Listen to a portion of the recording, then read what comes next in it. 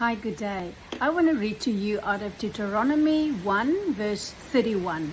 And in the wilderness where you have seen how the Lord your God bore you, as a man carries his son, in all the way that you went until you came to this place. You know, and in the scripture, wilderness is not a place. It talks about a season. And Israel was just remembering that season as a very hard and difficult time where they struggled. But God remembered something else, and He's reminding them, I carried you.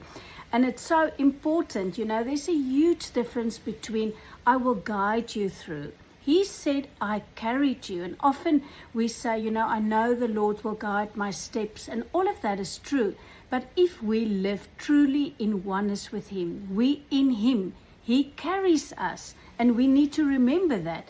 And you know, He's a Father that sees the journey to completion. When He starts something, He finishes it in such a beautiful way.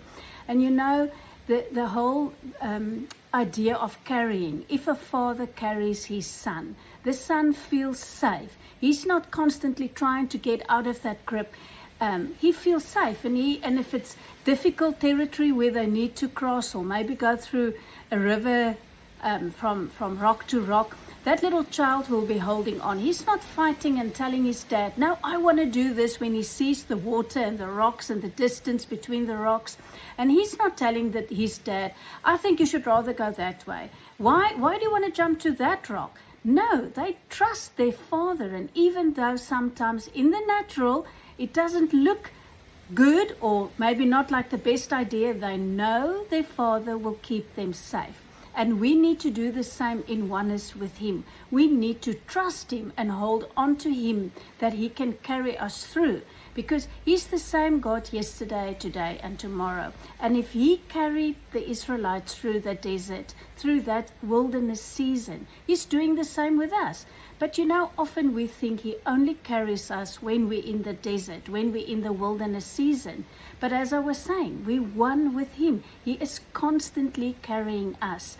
And carrying is a position of rest, of trust and rest. So we don't have to do. The only thing we need to do is to trust Him and make sure we stay in that oneness with Him, in that safe space where wherever He's going, we are going.